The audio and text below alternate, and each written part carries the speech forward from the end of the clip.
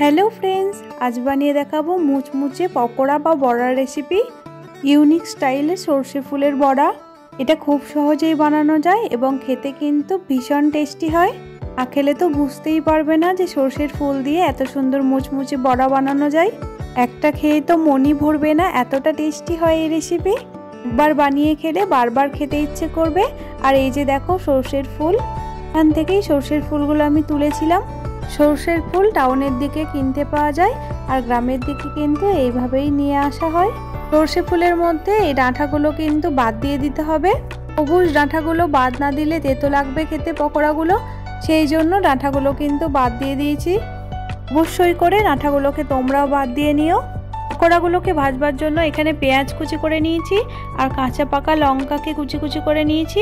1 চামচ মতো আদা ঘষে নিয়েছি আর 1 চামচ মতো রসুনকে ঘষে নিয়েছি আর কিছুটা পরিমাণে ধনেপাতা কুচি করে নিয়েছি। এই পকোড়াটা ভাজবার জন্য 4 চামচ মতো চালের গুঁড়ো দিতে হবে। ছাড়ির ডাল রাত্রিবেলা ভিজিয়ে রেখেছিলাম, সারা রাত ভেজানোর পর আমি এটাকে জল ঝরিয়ে একটা বাটির মধ্যে রেখে দিয়েছি আর শিলনোড়াতে আমি এটাকে বেটে নেব। তোমরা চাইলে মিক্সি জারেও এটাকে বেটে নিতে পারো, কিন্তু খুব মিহি করে বাটা হবে না, এরকম একবার বাটলেই হয়ে যাবে, সেই রকমভাবে বাটতে হবে। ডালটা আমার বাটা কমপ্লিট হয়ে গেছে, হাত দিয়ে দেখাচ্ছি তোমাদের। এইরকম আধ ভাঙা করে বেটে নিতে হবে ডালটাকে। এই ডাল বাটার উপরে পরিমাণ মতো চালের গুঁড়ো দিয়ে দিচ্ছি। পরে এখানে লাগছে আগের থেকে কুচিয়ে রাখা পেঁয়াজ কুচি, লঙ্কা কুচি আর আদা ঘষা আর রসুন ঘষা। আদা আর রসুনটাকে তোমরা কুচি কুচিও করে নিতে পারো, কিন্তু পকোড়াতে বেটে ব্যবহার করবে না, কুচি করে নিলেই বেশি ভালো লাগবে। সব সর্ষের ফুলগুলো আমি এর মধ্যে দিয়ে দিচ্ছি। খুব ভালোভাবে কিন্তু এটাকে মেখে নিতে হবে। পেঁয়াজ কুচিটা এখানে একটু বেশি ব্যবহার করতে হবে, তাহলে পকোড়া বা বড়াগুলো খেতে কিন্তু খুবই ভালো লাগবে। স্বাদ মতো লবণ দিয়ে দিচ্ছি আর লাগছে এখানে পরিমাণ মতো হলুদের গুঁড়ো। সব শেষে সামান্য পরিমাণে একটু চিনি ব্যবহার করছি। যে কোনো ভাজাতে সামান্য পরিমাণে একটু চিনি ব্যবহার করলে তার স্বাদ কিন্তু দ্বিগুণ হয়ে যায়। সমস্ত উপকরণ আমার দেওয়া হয়ে গেছে। খুব ভালোভাবে হাতে চটকে চটকে এটাকে মেখে নিতে হবে। কিছুক্ষণ চটকে মেখে নিলেই হবে, রেখে দেওয়ার কোনো প্রয়োজন নেই। কোনো রকম ঝামেলা ছাড়াই এত সহজে এত টেস্টি পকোড়ার রেসিপি কার না ভালো লাগবে।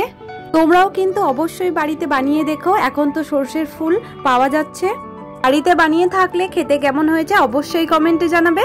সুন্দরভাবে এটা আমার মেখে নেওয়া হয়েছে। ননস্টিকের কড়াইটা গ্যাসে বসিয়ে দিয়েছি, তেলটা গরম হয়ে এসেছে। এবার কিন্তু পকোড়াগুলোকে আমি দিয়ে দেবো তেলের মধ্যে। একটা একটা করে সমস্ত বড়া বা পকোড়াগুলো আমি তেলের মধ্যে দিয়ে দিচ্ছি। আমি এটা সরষের তেলে ভেজেছি, তোমরা চাইলে কিন্তু এটা সাদা তেলেও ভেজে নিতে পারো। তেলটা এখানে একটু বেশি পরিমাণেই দিতে হবে, তাহলে পকোড়া বা বড়াগুলো কিন্তু খুব সুন্দর ভাজা হবে।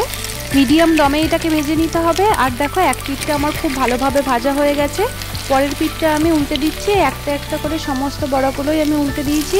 ধোয়া ওঠা গরম ভাতের সঙ্গে এরকম পকোড়ার রেসিপি থাকলে ভাতের পাতে আর কিছুই লাগবে না, পুরটা জাস্ট জমে যাবে। একবার বানিয়ে থাকলে বারবার বানিয়ে খেতে ইচ্ছে করবে, এতটা টেস্টি হয় আর খুব সহজেই এটা বানানো যায়। সমস্ত পকোড়াগুলোই আমার বানানো হয়ে গেছে। একটা প্লেটের মধ্যে কিন্তু আমি তুলে রেখে দিয়েছি। এরকম লাল লাল করে ভেজে নিতে হবে আর খুবই মুচমুচে হয় খেতে। আমি দেখতে ভালো লাগার জন্য ওপর থেকে একটু সরষের ফুল সাজিয়ে রেখেছি।